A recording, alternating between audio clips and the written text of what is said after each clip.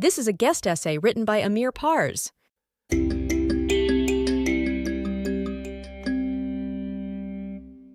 As an Iranian in Sweden, I was dubbed a svart skala. Directly translated, it means black head, a slur aimed at the demographic which, in the Anglosphere, is often referred to as brown people. Just like the N-word in the United States, it is also an epithet which has been reappropriated into daily vernacular by the same people whom it is meant to attack. Sweden has an enormous immigrant population from the Middle East, and us, black heads, more often than not band together. Every new town I moved to, Falkenberg, Mariestad, Hudiksvall, and Gothenburg, the first group of friends I made were fellow immigrants from the Middle East. One thing was consistent, regardless of where I went. We all hated Jews.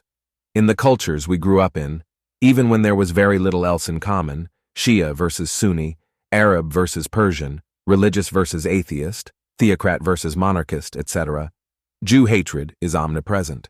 We were born with it. We grew up with it. We were indoctrinated in it. It is in our bone marrow. In my late teens, I, like so many other teenagers, was infatuated with Marxism, which only served to fuel my anti-Semitism. I suddenly belonged to two tribes, hating the most persecuted people in history, and where my fellow svart skaler only expressed a visceral, sadistic hatred of Jews, my comrades took a more diplomatic approach. Many of the arguments were the same. Jews control everything. Jews have all the capital. Jews are committing genocide in Palestine. But the Marxists at least had sense enough to differentiate between Zionists and Jews, even though behind closed doors, the two were used interchangeably. I tell you this to ensure you that my anti-Semitism credentials were solid. I not only know all the arguments, but I have vociferously expressed them loudly and proudly. So what happened?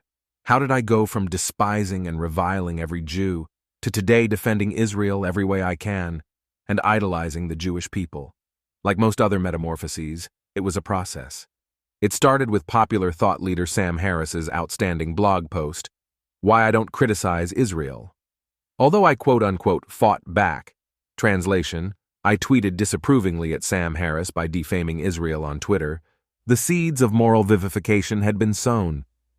Harris had posed a challenge that I simply could not counter, and which I have been going back to ever since. Its brilliance is in its simplicity, quote, what would the Jews do to the Palestinians if they could do anything they wanted? Well, we know the answer to that question, because they can do more or less anything they want. The Israeli army could kill everyone in Gaza tomorrow. So what does that mean? Well, it means that when they drop a bomb on a beach and kill 4 Palestinian children, as happened last week, this is almost certainly an accident. They're not targeting children. They could target as many children as they want. Every time a Palestinian child dies, Israel edges ever closer to becoming an international pariah. So the Israelis take great pains not to kill children and other non-combatants. What do we know of the Palestinians? What would the Palestinians do to the Jews in Israel if the power imbalance were reversed? Well, they have told us what they would do. For some reason, Israel's critics just don't want to believe the worst about a group like Hamas, even when it declares the worst of itself. We've already had a Holocaust and several other genocides in the 20th century. People are capable of committing genocide. When they tell us they intend to commit genocide, we should listen. There is every reason to believe that the Palestinians would kill all the Jews in Israel if they could. End quote. Those 2 paragraphs, regardless of how much I tried, were insurmountable, and it led me down a path of confronting my bigotry and hatred. Here I will share the facts and arguments which once persuaded me to change trajectory, in the hope that they can do the same for some people else.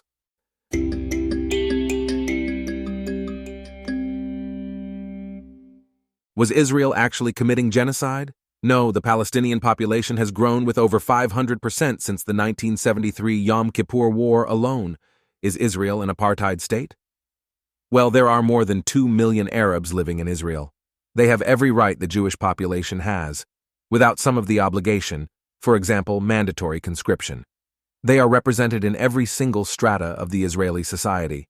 They are business owners, politicians, artists, entrepreneurs, athletes, and judges. When Ehud Olmert, a former Israeli prime minister, was sentenced to 6 years in prison for bribery, It was Judge Salim Joubran, an Arab, who convicted him.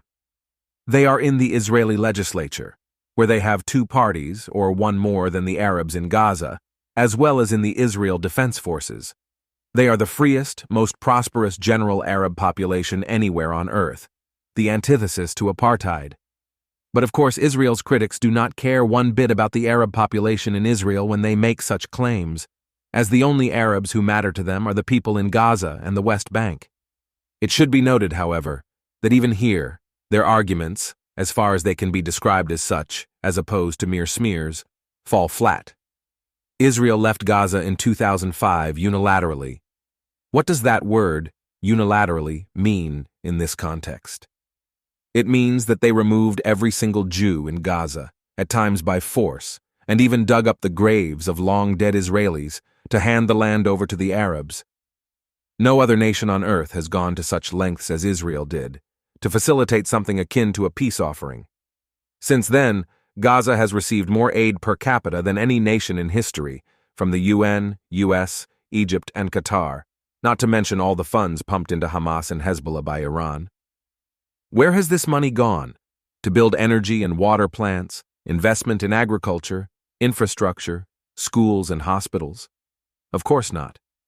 The money has been confiscated by Hamas, who narrowly won the election in 2006 and proceeded to murder all their political opponents in the purge of 2007, and who have been in power ever since without any further elections. It has been used on rockets, which they have deployed in attacking Israel on an almost yearly basis, and to build vast, sophisticated tunnel systems which only serve one purpose: to enable their terrorist attacks on Israel, the Jewish state. This, right here, should emphasize the phenomenological difference between the two entities. One built the most powerful, thriving, diverse, and free society in the Middle East on a wasteland. The other, a genocidal, millennial cult, whose raison d'etre is the annihilation of a people for the crime of existing as Jews. So, why was I on the side of the barbarians? Why was it that, as someone who had many gay friends, I sided with people who threw homosexuals off rooftops, or tied them with ropes to the back of motorbikes and dragged them around in public to set an example, instead of the only country in the Middle East that celebrates gay pride? Why did I, who vehemently endorsed doctrines of liberty, aligned myself with people whose worldview is antithetical to every single freedom imaginable? What was this bizarre cognitive dissonance? It was the cancer of anti-Semitism. Hatred of Jews is unlike any other form of bigotry, as it is not primarily racial or religious, but ontological. It is the existence of the Jew that cannot be tolerated. Jews are hated for being successful, and hated for not being successful. They are hated for living in other countries, and hated for having their own country. They are hated for being dumb, and hated for being smart. They could share every value I regarded as sacred, and I would still, instinctively, hate them. It was never about Palestinians or Muslims. Far more Muslims have been killed by Assad, by Saddam, in Pakistan and Yemen and China than have in Israel. And I, like all the leftists and Muslims in Western streets protesting against Israel, could not care less. They are just an instrument to sanitize our anti-Semitism with.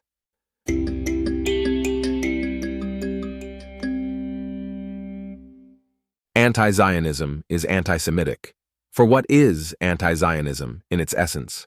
It is the notion that one singular people, the Jews, have no right to a land, even when that land is the size of New Jersey or Wales for non-North American listeners. It is the idea that, in order to protect one group of people, Muslims, who are majority population in more than 50 countries, 20 of which speak the same language as the Palestinians, Jews, the world's most persecuted, oppressed population in history, should be denied a homeland. After more than 54% of the Jewish population was wiped out by Hitler's war machine, anti-Zionism maintains that Jews should be the one people without a country to call home. When Russian-American author and philosopher Ayn Rand was asked of her views on Israel and Palestine in 1979, she said one should side with the Israelis, as they are an advanced technological society compared to, quote, almost totally primitive savages who have not changed for years, who are racists and who hate Israel because it's building industry, intelligence, and modern technology. It was undoubtedly derogatory. But was it inaccurate? There are approximately 2 billion Muslims worldwide, constituting more than 20%, 1/5 of the global population. Yet the Islamic world has only ever produced 7 Nobel Prize winners, 3 in chemistry, 3 in literature, 1 in physics, and 0 in economics, physiology, and medicine.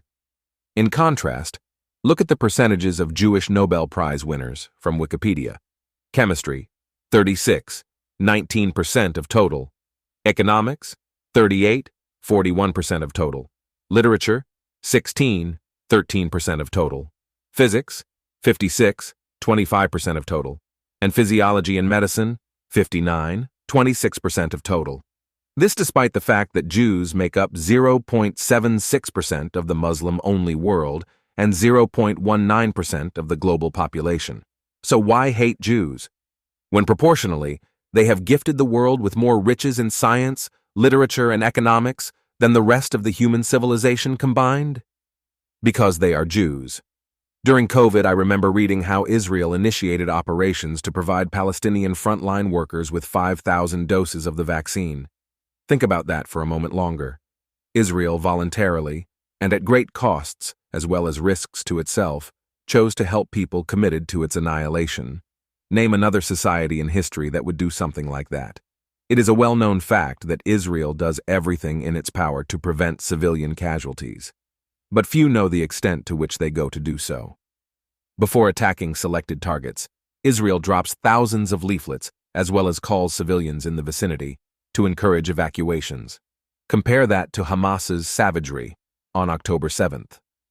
Or just think of the restrictions Israel has imposed on the Temple Mount, Jews' holy esplanade, which is also sacred for Muslims as Al-Aqsa Mosque, located in Jerusalem. Despite its importance for the Jewish people, as well as the Christians, Israel has made it illegal for anyone but Muslims to pray at the wall. Again, name one other society on earth which would do that. And then, of course, are Israel's numerous attempts to achieve a two-state solution, always a quixotic aspiration. Since 1948, Israel has offered the Arabs more and more land for peace. After the 1967 Six-Day War, when Israel humiliated the Arab armies of Syria, Egypt, and Jordan, Israel took control of Jerusalem and the West Bank from Jordan, as well as the Gaza Strip. What did Israel do? Debate over whether to return West Bank to Jordan and Gaza to Egypt in exchange for peace, or give it to the region's Arabs. This is unheard of in aftermaths of wars, but Israel is unlike other nations. It is morally superior. Yet every offer was rejected. After the Arab nations held an Arab League summit in Sudan and announced the famous 3 no's: no recognition of Israel, no peace with Israel, and no negotiations with Israel. This stance persisted in 2000 and again in 2008. So why hate the Jews? Because they exist.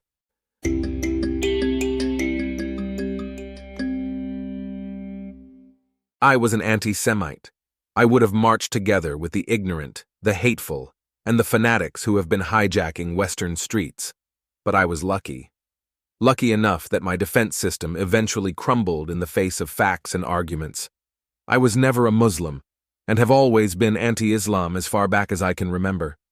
My anti-Semitism was never because of a religious bias, and neither has my conversion been influenced by my disdain for Islam, even though that is the accusation always leveled at me.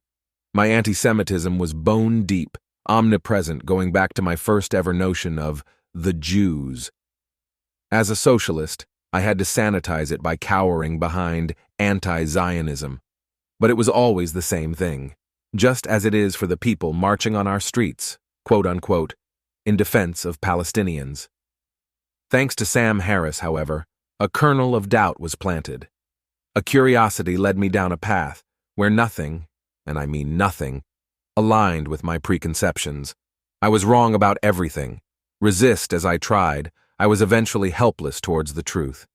I could have chosen to continue holding on to an irrational hatred based on lies or try to live by truth. All I hope is that more anti-Semites do the same.